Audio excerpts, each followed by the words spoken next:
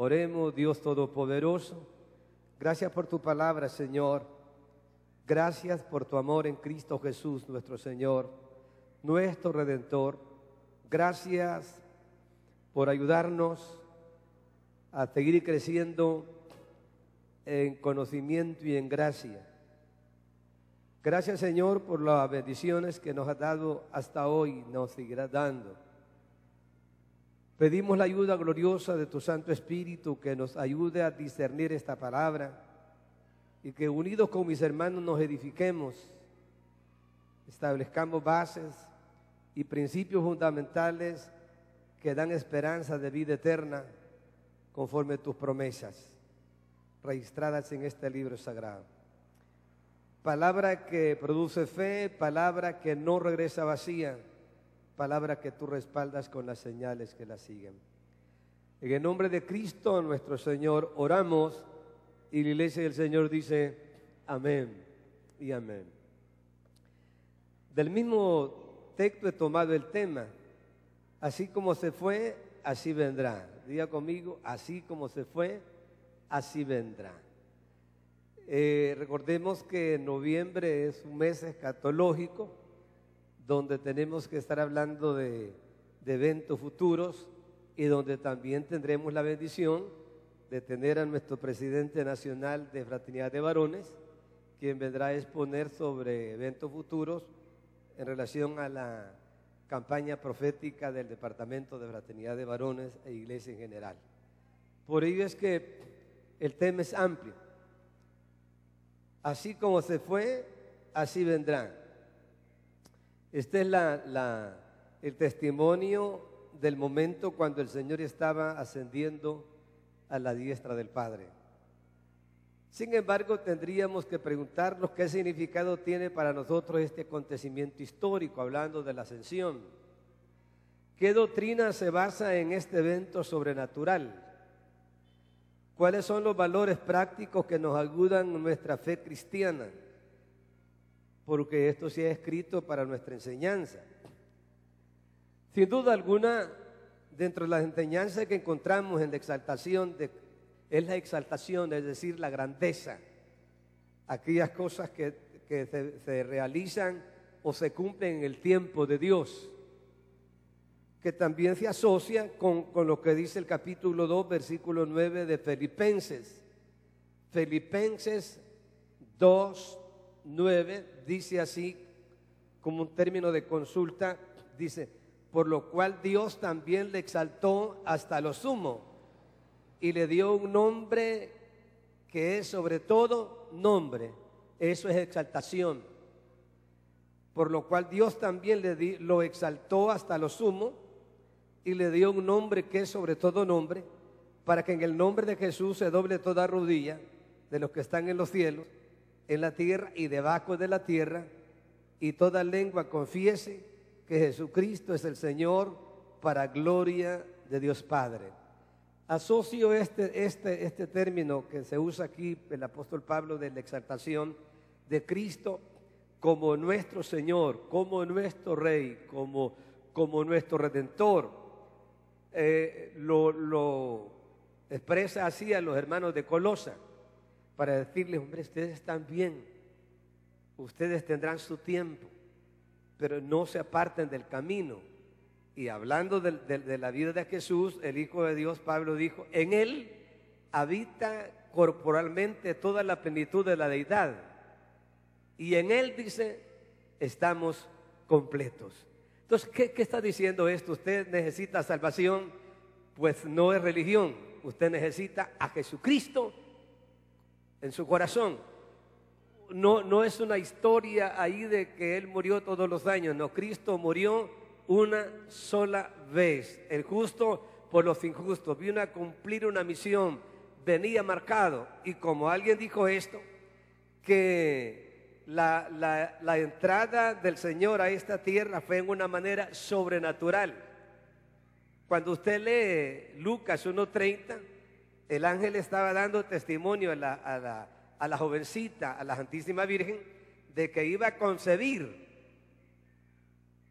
en una manera milagrosa, porque ella dice: ¿cómo es posible si no conozco varón? Entonces, es que Jesús no vino por voluntad humana, Él vino por voluntad divina. Era la manifestación de Dios por obra del Espíritu Santo para que el verbo, la palabra bendita de Dios tomara forma humana y que ahí se cumpliera lo que los ángeles dijeron, porque cuando Él nace, dice, recuerde que Él no fue creado, fue engendrado en una manera milagrosa. Y cuando Él aparece a esta tierra viene como un milagro de Dios, en una manera sobrenatural. Y cuando los ángeles dicen a los pastores, no temáis, porque hoy os doy nuevas de gran gozo, que os ha nacido hoy un Salvador, y este es Cristo el Señor. A Él sea la gloria, ahora y por los siglos de los siglos. Qué importante. Por supuesto, sin apartarnos de la ascensión, que tiene que ver primeramente con la exaltación. Nos está diciendo que la ascensión del Señor nos declara que había llegado el momento de retornar al Padre. Por ello, así como su venida fue sobrenatural, también su retorno tenía que ser sobrenatural. Tenía que ser de esa manera.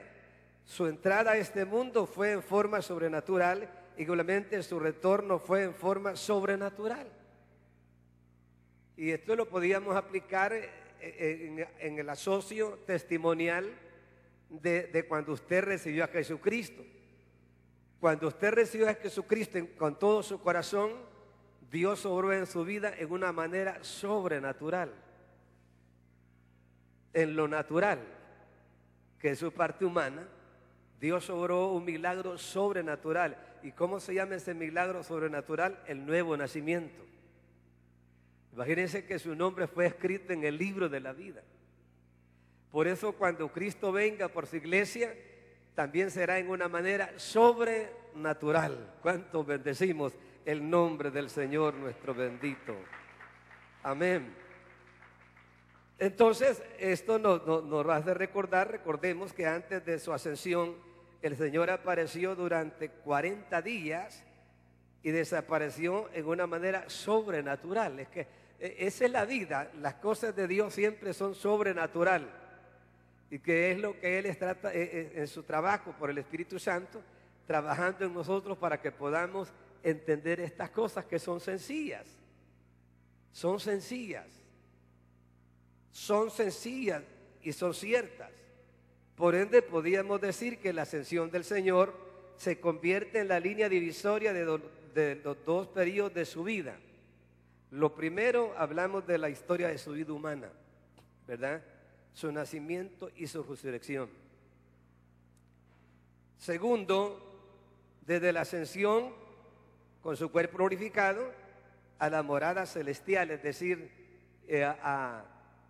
teníamos que tomar en cuenta lo que él estaba diciendo en San Juan 17:5 cuando dice, Padre, glorifícame con aquella gloria que tuve contigo antes que el mundo fuese. Porque con esa naturaleza humana, hablando del periodo de su vida humana en la tierra, con ese cuerpo, era un cuerpo humano, como el que usted tiene, solo que sin pecado.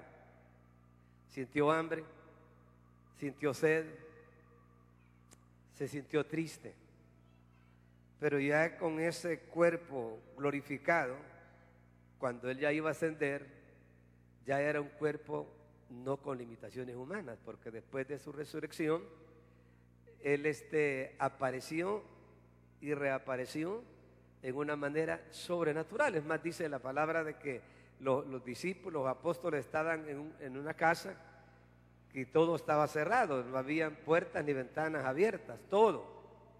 Pero ya con ese cuerpo glorificado él podía entrar y salir sin que las puertas estuvieran abiertas o ventanas. Esa es una manera sobrenatural. Y como nosotros somos creyentes, creemos lo que la Biblia dice, porque donde 2 o 3 en su nombre están, ahí está Él. ¿Cómo está Él aquí? A través de la dulce presencia del Espíritu Santo y a través del atributo de su omnipresencia. Dele esas palmas al Señor para gloria de su nombre. Por ello es que ahí vemos ya el ministerio del Espíritu Santo representando al Padre y al Hijo. Se le llama el Consolador, Se le llama el Espíritu de verdad. ¿Por qué? Al Espíritu Santo se le llama Espíritu Santo porque su misión es santificar. Se le llama Espíritu de verdad porque su misión es revelar la verdad que está en Cristo, porque la esencia de la verdad viene de Dios en Cristo el Señor. Se le llama el Consolador porque consuela. En momentos cuando uno vive muy gozoso, vive en un retiro de oración, vive en ayuno, vive en adoración y alabanza, pero sigue siendo humano. Tarde o temprano, por A o B razón, te vas a sentir triste. Por eso es que el apóstol Pablo o el Santiago dice: si alguno está triste, cante alabanza. No, ¿verdad que no? Está alegre y dice: cante. Está triste, haga oración. Por ello es que estamos viendo aquí ese paralelo entre lo natural y lo sobrenatural. Así como se fue, así vendrá. Es cierto, el día y la hora no lo sabemos, pero como Él lo prometió, lo esperamos. ¿Decimos amén? Por eso es que tenemos que andar sabiamente, ser muy cuidadosos, muy cuidadoso. Pablo dice que hoy está más cerca el día de nuestra redención que cuando creímos. Está hablando de la obra redentora completa. Es cierto, Él ha comenzado la buena obra en nosotros y la va perfeccionando cada día. De ahí es donde mencionamos el ABC de la santificación. La santificación inmediata. Cuando tú le pediste perdón a Dios, como el favor es por Jesús. La sangre de Cristo te limpió de todo pecado. Y en el momento que tú confiesas a Jesús como Salvador, estás creyendo que Cristo no está muerto. Estás confesando que Cristo está vivo. Y que aquel que dio su vida en rescate por muchos, es cierto, murió, pero también resucitó y vive y permanece para siempre. Ese es el enfoque de que tú dices: gloria a Dios por ello. Y es más, lo recibiste por fe. Y en ese momento se proyecta la fe de que da esperanza, que aquel a quien tú le has entregado tu vida, lo vas a ver un día tal como Él es. Es maravilloso. Maravilloso, maravilloso. Y eso remonta también la esperanza de ver nuestros seres queridos, aquellos que se nos adelantaron, que nos llevaron. Toda despedida trae quebrantamiento. Eso es tan normal. Sin embargo, el texto dice que no solamente vamos a ver a Cristo, sino a los que se nos adelantaron, los que murieron en Cristo. Una esperanza. Claro que sí. Y luego dice que Él transformará nuestro cuerpo a semejanza de la semejanza de Él. Entonces también nos levantamos, porque algunas veces, por A o B razones, tienes algún pequeño problema de salud. Nunca diga usted tengo un gran problema, mejor diga tengo un gran Dios. Dice amén. Y ese gran Dios, póngale Lucas 1:37. Ese gran Dios a quien le ha dado mi vida, ese gran Dios a quien me he consagrado para Él, me ha dicho a mí que nada hay imposible para Él. Y me ha dado promesa que si yo puedo creer en sus promesas, al que cree, todo le es posible. Gracias por darle esas palmas al Señor. Ahora, hay que tomar en cuenta que en el acto de la ascensión del Señor era como un mensaje de consolación, porque retornando al texto, dice Hechos, del texto que nos tomamos, dice que era, por supuesto, el último discurso que el Señor estaba dando, porque ya Él iba a retornar. Entonces, dice que hubieron preguntas. Y una de ellas fue en el versículo 6. Entonces, del capítulo 1 de Hechos. Entonces los que se habían reunido le preguntaron diciendo: Señor, ¿restaurarás el reino a Israel en este tiempo? Recuerden ustedes que cuando Jesús estuvo aquí en la tierra, quien imperaba era el cuarto imperio, el imperio romano. Israel era una provincia. Por eso es que cuando ustedes leen la crucifixión del Señor, ahí habían, dice, personas que ejercían seguridad y representaban el imperio romano.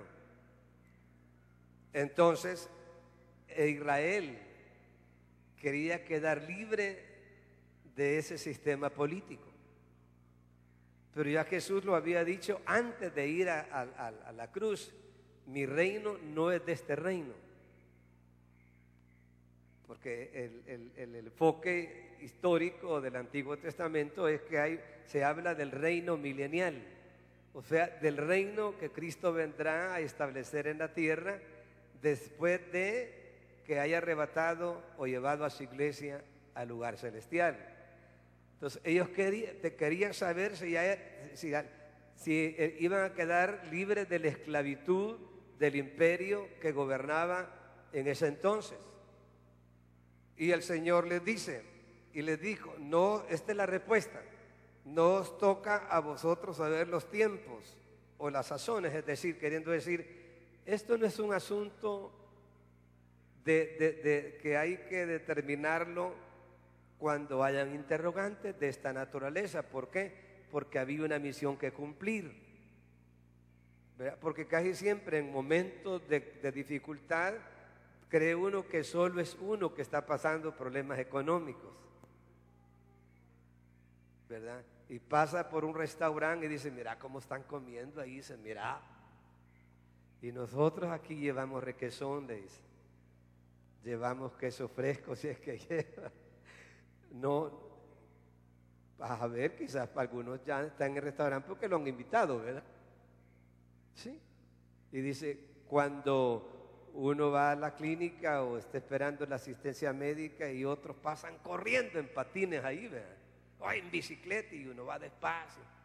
Y dice: mira cómo corren esos y yo no puedo correr. Está pensando en buscar una salida o una alternativa a poder disfrutar de salud, porque la salud es un regalo, pero está buscando ayuda.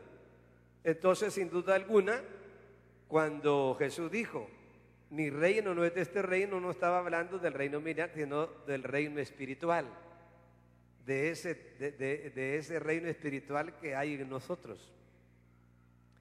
No era mala la pregunta, era buena, pero no era el tiempo de la respuesta.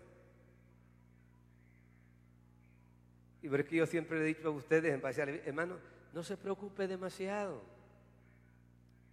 Con preocuparse usted no soluciona los problemas.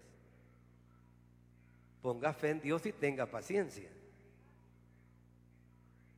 El ejemplo mejor lo dio Jesús sobre la viuda. En el capítulo 18 de Lucas dice que presentó ese ejemplo de que la viuda nos da un ejemplo de perseverancia, de orar y no desmayar. Que eso es lo que siempre hablamos. Nosotros no tenemos un culto que no hablemos de la oración. No pasamos una actividad que no tenemos que... Es que en la oración algo sucede y enfocamos este principio. Entonces dice el Señor y les dijo: no os toca a vosotros saber los tiempos. Que Dios tiene el tiempo perfecto para tratar con su pueblo, que el Padre puso en su sola potestad. Pero luego les enfoca, como dicen, para que esa preocupación se les quite a ustedes, para que ustedes logren establecerse, les dice: pero recibiréis poder cuando haya venido sobre vosotros el Espíritu Santo. Ahí ven ustedes el Hijo Jesús compartiendo el último mensaje. Menciona los secretos del Padre, porque si vamos a hablar del arrebatamiento de la iglesia, cuando Cristo venga, dice que el día y la hora nada sabe, ni los ángeles, ni solamente el Padre. Hablando de esos secretos misteriosos que están marcados en el sentido de la palabra, que a mí me ayuda a no desviarme, a no descuidarme, por dos grandes razones. Primero, porque en la historia bíblica nos enseña que cuando Dios promete, cumple. ¿Está conmigo? Segundo, que cuando Él cumple esas promesas, tiene su tiempo. No es el tiempo de los 30 días que vemos ahí en el del mes. No, Dios tiene su tiempo. Entonces me ayuda a mí. Si Dios cumple su promesa, entonces yo creo que tarde o temprano, si estoy pasando alguna dificultad, mi fe está siendo probada, el Espíritu Santo me está fortaleciendo, me está sustentando con base a los principios bíblicos, que si no es el tiempo de irme todavía de esta tierra, Dios hará un milagro. ¿Cuántos dicen amén? Un milagro bajo la cobertura de los grandes principios de Dios. Por ello es que el Señor les cambió la temática y les mostró la visión. La visión, misión. Pero recibiréis poder cuando haya venido sobre vosotros el Espíritu Santo.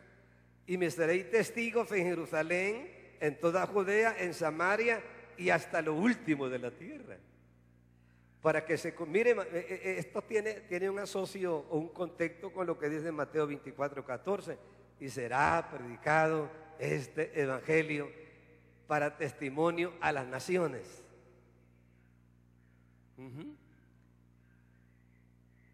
Entonces, están haciendo o van a hacer lo que yo les he ordenado que hagan, discípulos a todas las naciones.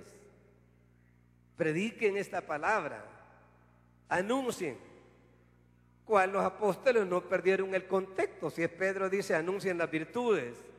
Si es Pablo, dice ay de mí si no anuncio. Predique esta palabra en tiempo y fuera de tiempo. ¿Por qué? Porque tarde o temprano ya no lo haremos. Entonces dice él, bueno, si ustedes quieren que Dios cumpla los tiempos, porque ellos decían, queremos quedar libre de esto. Es más, cuando se cumple lo que dijeron ellos, restaurarás el reino de Israel en este tiempo. En alguna medida, en 1948, Israel se declara nación. Pero que hay tanta dificultad. Ustedes últimamente han oído las noticias. Pero más que ello, hay que tomar en cuenta que el texto tiene que ver más con lo eterno. Se ha cumplido en una fase pequeña. Algunos no querían que Israel apareciera como nación. Algunos no deseaban eso. Es más, muchos quieren que Israel desaparezca del mapa. Cuando viene la reapertura de nación de Israel, querían que la capital estuviera en Tel Aviv. Pero como la Biblia no dice que era Tel Aviv, más tarde de la capital sale de Tel Aviv para que sea en Jerusalén. Y por más que quieran sacar a la capital de Israel de Jerusalén, no pueden, porque es la capital del reino. Decimos amén, iglesia. Claro, esto lo entendemos un poco aquellos que leemos un poco la Biblia, ¿verdad? Pero el enfoque es, bueno, está bien, ustedes están interesados en restaurar, ustedes están interesados en dar una reapertura de nación, ustedes quieren vivir cómodo, porque ¿quién no quiere vivir cómodo? Si usted va a ver un estudiante, no, dice, yo le doy duro, voy a estudiar hasta donde sea posible, porque yo, dice, quiero tener dinero, ganar dinero, tener una casa, tener un carro, y comienza a que ya está pensando en qué va a invertir el dinero. No, dice, pero tiene un enfoque positivo. Dice, me voy a preparar, voy a trabajar, pero todo está diciendo que quiere vivir cómodo. Él y su familia. Y eso son cosas normales. Pero por querer vivir cómodos y por prepararnos de una u otra manera, que está bien, no podemos descuidar aquel que dio la vida, aquel que vino a buscar lo que se había salvado, lo que se había perdido, perdón. Porque cuando Él venga, sea que estés cómodo, sea que tengas abundancia o escasez, cuando Él venga, se quedó todo lo que tú lograste en esta tierra. Lo único que te va a acompañar es aquellas cosas buenas que hiciste para Él. De todo corazón, como dice Colosenses 3:23, todo lo que hagáis, hazlo de corazón, no como para los hombres, sino para el Señor, porque en el Señor recibiréis la recompensa. Bendito sea el que promete y cumple por los siglos de los siglos. Van a recibir poder. Y habiendo dicho estas cosas, viéndolo ellos, fue alzado y le recibió una nube que le ocultó de sus ojos. Es algo, la podía ser la Shekinah, la misma gloria como apareció Dios en la nube que guardaba a Israel en el día, le hacía sombra y en la noche le hacía luz. Podía ser esa, solo toda una idea. Y luego dice, estando ellos con los ojos puestos en el cielo, los impresionó. ¿Sabían ustedes que algunas veces cuando alguien va a viajar como ilustración, que arregla maletas, que arregla sus documentos y dice, les voy a dejar una listita de notas que quiero que ustedes sigan haciendo? Si es el que ha comenzado un nuevo negocio o administra bienes, dice, mientras yo esté ausente, aquí les voy a dejar todos los puntos básicos a seguir. Sigan conforme lo escrito para que esta empresa no pierda su ritmo de progreso. Sí. Allá llegó al lugar y llama. Se me olvidó una cosa. ¿Dónde van a ir las remesas? ¿O qué hacer? Quizás no firmó la chequera. Firmó muy poco. Algo se le olvidó. Y si no se le llama, yo quiero decirte en esta mañana que a Dios no se le olvida nada. Él dejó marcadito todo lo que tenemos que hacer en este libro para que cuando Él venga no le digamos, Señor, espérame, esto no lo hice. No. Aquí está marcadito todo lo que nosotros tenemos que seguir. Por ello la ascensión de Jesucristo nos enseña que no hay otro nombre bajo del cielo dado a los hombres en quien podremos ser salvos. La ascensión de Cristo nos enseña, cree en Jesucristo y serás salvo tú y también tu casa. La ascensión de Cristo nos enseña que hay un solo camino a la gloria. Cristo lo dijo, yo soy el camino, yo soy la verdad, yo soy la vida y nadie va al Padre si no es por mí.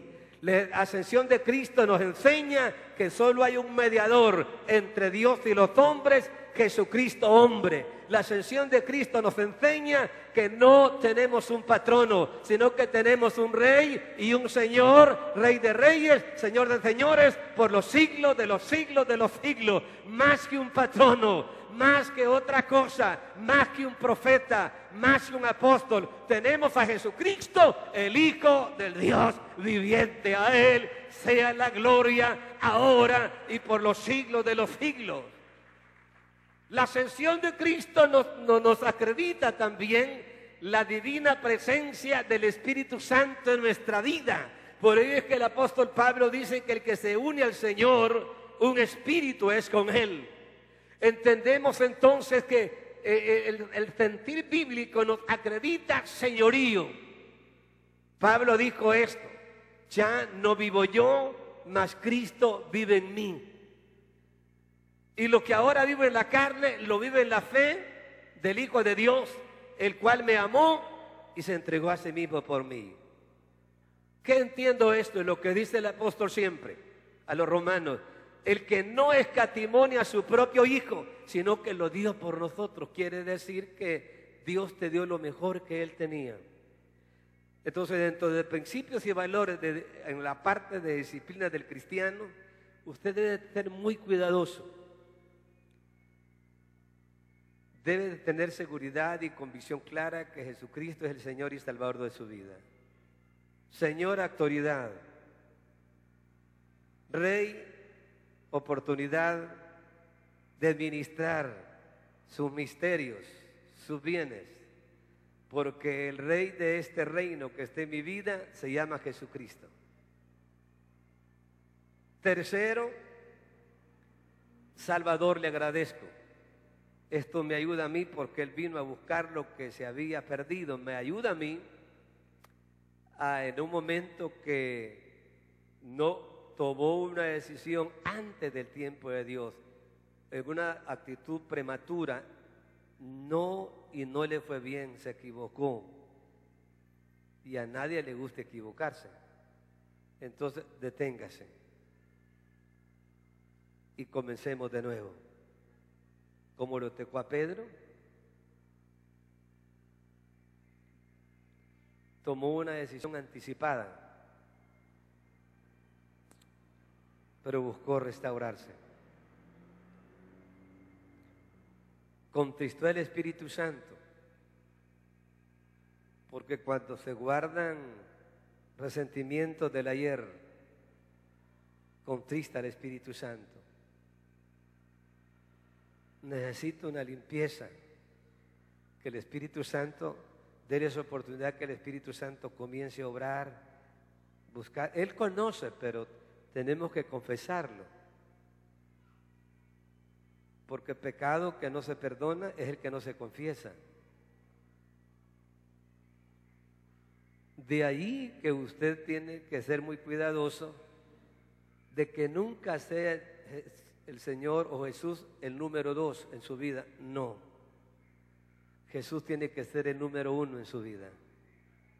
En esa tabla de responsabilidades que usted tiene en su vida diaria como esposo, como familia, como madre, etcétera, etcétera, el primero que tiene que estar ahí, Jesucristo. Nunca tiempo, talentos, finanzas, nunca ponga en tercer lugar al Señor. Póngalo en primer lugar. Sí, esta es una respuesta a lo que Dios hizo con usted. Lo vio a usted como persona creada a su imagen y le dio a alguien que vino a tomar la parte humana suya, pero sin pecado, para que de esa manera nosotros podamos aceptar que no va a pedir Dios algo que no está a nuestro alcance. Sí, por eso es que dice Santiago, el que sabe hacer lo bueno y no lo hace, le es pecado. Entonces, sea que usted esté en este país o en otro país, recuerde la autoridad que declaró Jesucristo antes de irse al cielo. Toda potestad me es dada en el cielo y también en la tierra. O sea, autoridad, Señor, señorío. Por lo tanto, id y haced discípulos a todas las naciones, bautizándolos en el nombre del Padre, del Hijo y del Espíritu Santo, y enseñándoles todas las cosas que yo os he mandado. He aquí yo estaré con vosotros todos los días hasta el fin del mundo.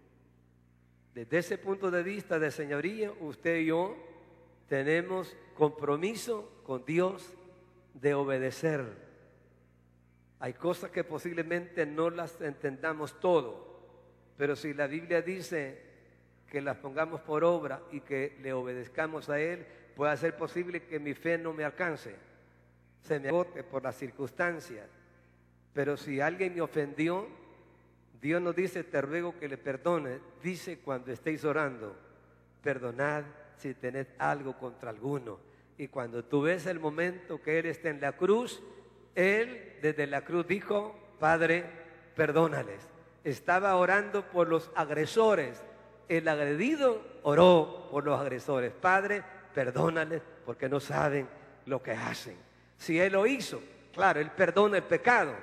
Pecados no podemos perdonar nosotros, pero podemos perdonar las ofensas que nos hacemos. Todavía somos humanos y por eso es que dijo el Señor, si vosotros no perdonáis las ofensas a los que te ofenden, tampoco vuestro Padre Celestial no te perdonará. Es el cargar con una ofensa y negarse a perdonar es perder, porque estás diciendo dos cosas, que tú ya no ofendes y no hay quien ofenda. Por una equivocación podemos quedar mal. Lo que hemos venido diciendo, que algunas veces somos bien sabios. Somos bien sabios. Si me llama tal persona, dile que no estoy. Y por eso es que apareció el niño que le dijo, ¿está tu mamá? No, dice que no está. Porque había oído que la mamá decía, no mentirás, porque mentir es una mala palabra. Mira, Si me busca, si me llama, dile que ya voy de camino, pero va de camino al baño.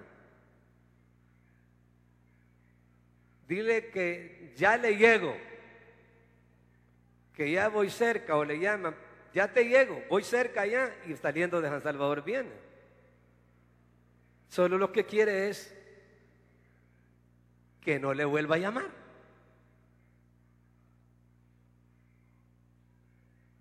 Gracias a Dios que ustedes nunca han actuado de esa manera.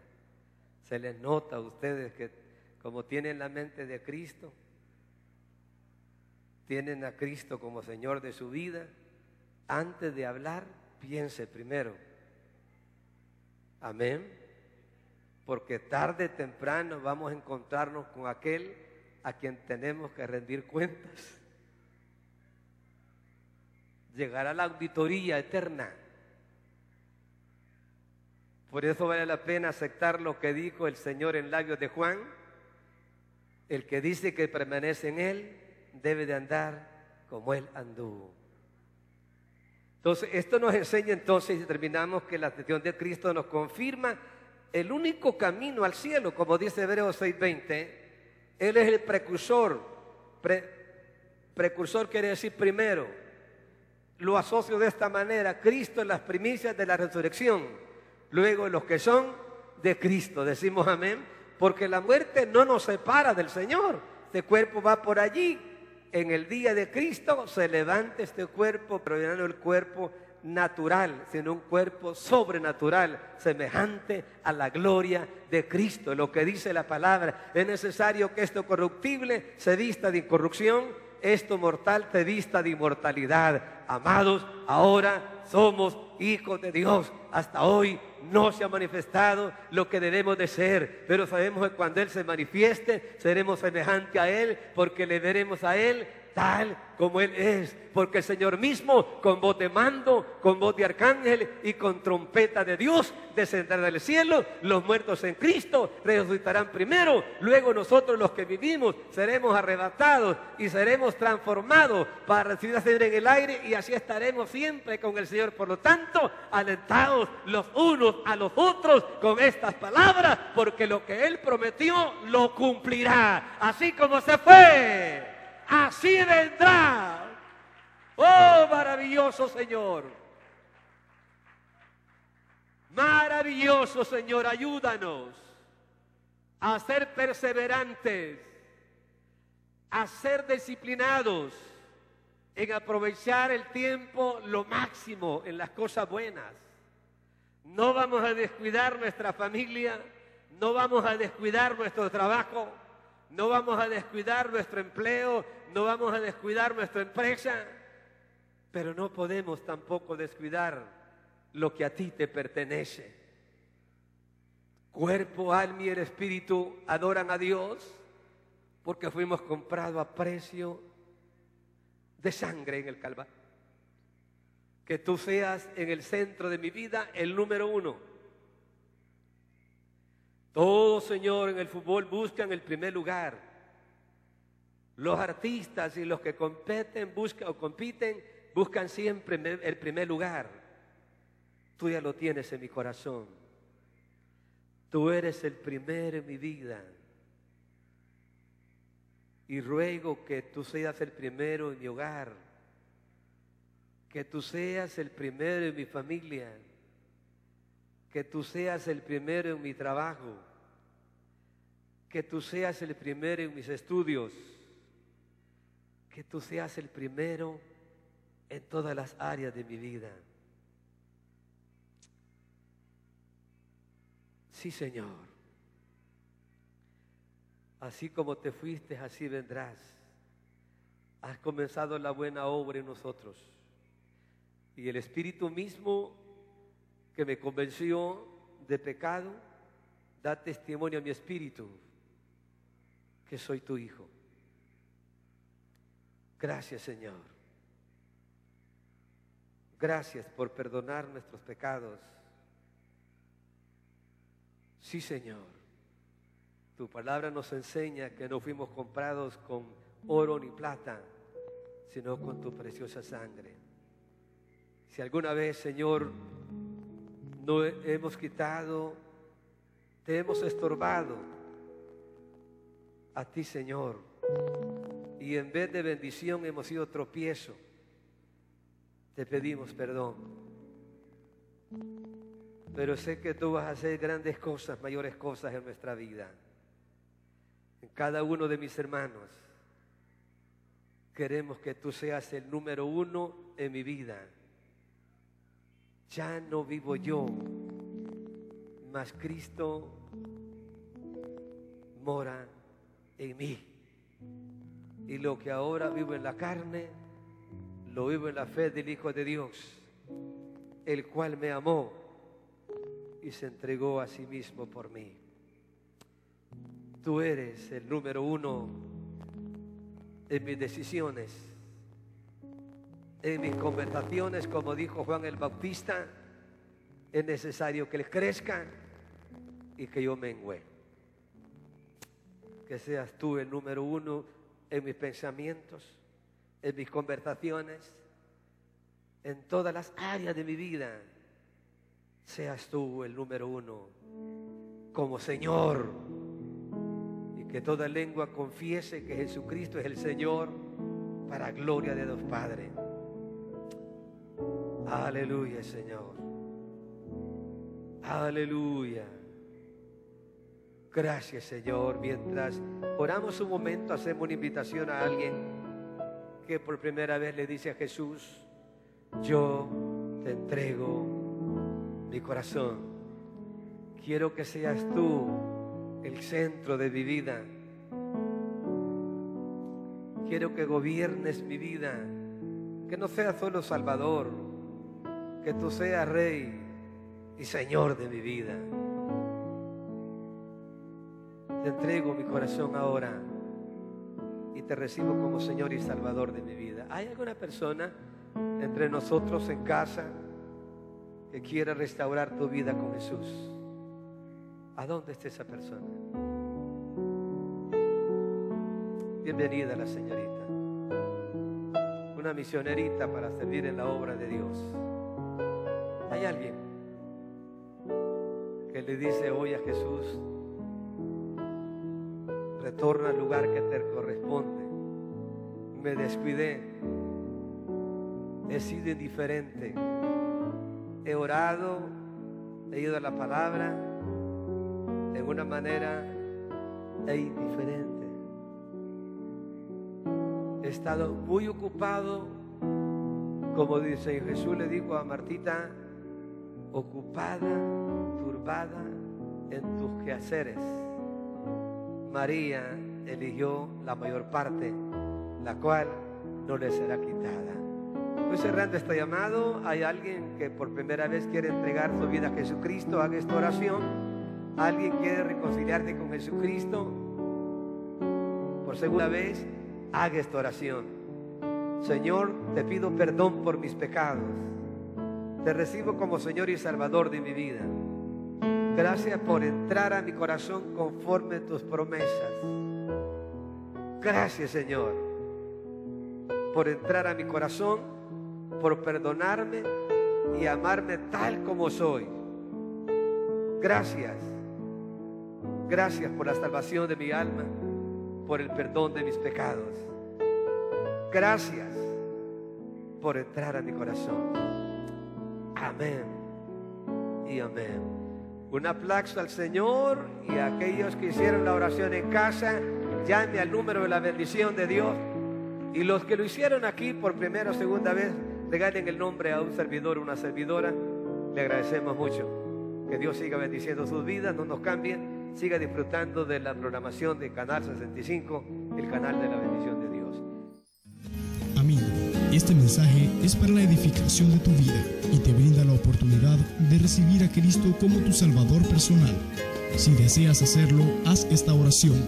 Señor y Salvador, yo sé que he pecado contra ti y que no vivo dentro de tu plan. Por esto te pido perdón.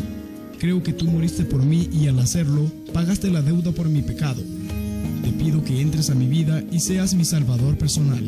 Amén. Si hiciste esta oración, te felicitamos en el nombre del Señor y te invitamos a que nos acompañes a nuestro servicio de alabanza y adoración.